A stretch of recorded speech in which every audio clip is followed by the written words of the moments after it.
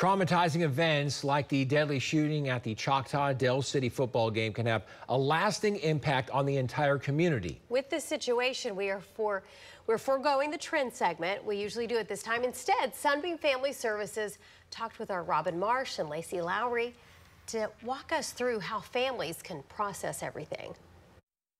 Joining us for more details and resources, please welcome Katie Norton, a mental health therapist at Sunbeam Family Services. Katie, thanks for being with us. Yes, thank you for having me. Well, I tell you, it's tough conversations when, kids look to their parents to keep them safe. And, when you think, oh, it can't happen here, but it did happen here at Choctaw Friday night. So as we just have this conversation about what parents should say to their children in trying to keep them safe, what is the first line of defense for parents in helping their kids understand what's going on?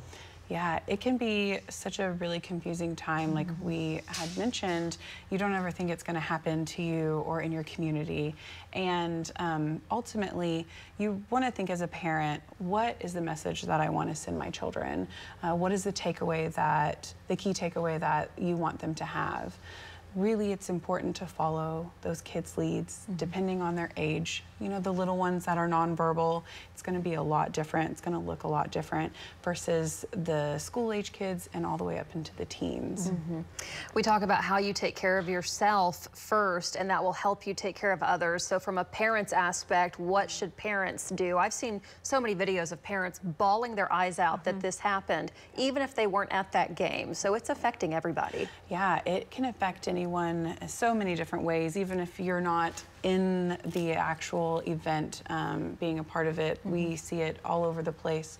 It's really important to take care of yourself. Children and teens look for their attachment figures, their caregivers, to figure out how they should be responding. They look for them for information and for comfort.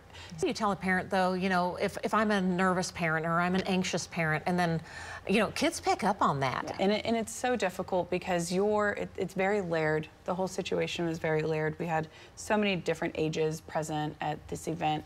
And any traumatic events, you can't just say, it's only adults that are going to be exposed. So making sure that you as a parent, you're taking care of yourself, but also remembering that, like you said, you're having to take care and comfort the child or teen that was exposed, the teachers thinking about they're taking care of themselves, but these are also your coworkers that were involved, and then your kiddos. Those teachers love their kids as much as their own. Yeah. You don't want to live in fear and not go out into the world. So how can families proactively maybe come up with a plan on what to do if and when something like this happens? Right, that's a great question. So as we know here in Oklahoma, severe weather happens all the time.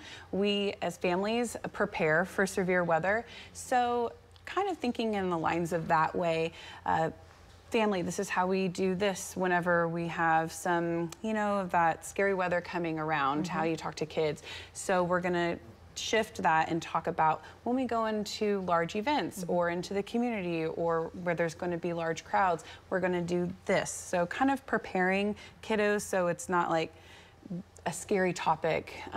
It's just a kind of a normal conversation that evolves. And then if something bad happens, you do have a plan about how to get back in touch with each other or things like that. Katie, thank you so much. Great conversation all day long, and we appreciate you joining us. Yes, thank you for having me. Thank you. On your screen is the website for Sunbeam Family Services. If you'd like to speak with a counselor about ways to handle these situations, or if you need someone to talk to, you can access those details on their website.